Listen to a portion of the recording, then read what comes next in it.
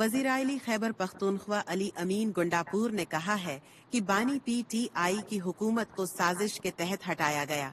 उनको पाकिस्तान को खुद मुख्तार बनाने की सजा दी जा रही है। एक बयान में उन्होंने कहा कि बानी PTI का पैगाम हर जिला, हर यूनियन कौंसिल और हर शख्स तक पहुंचाया जा रहा है।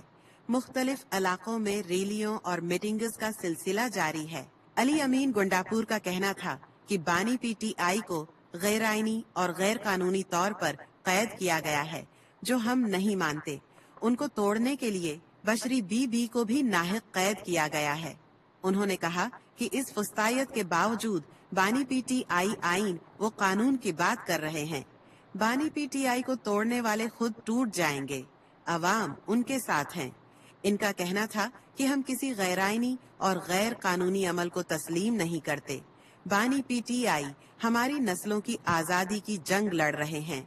वज़ीर आली खैबर पख्तूनख्वा ने ये भी कहा कि बानी PTI के साथ चट्टान की तरह खड़े हैं, पीछे हटने का सवाल ही पैदा नहीं होता।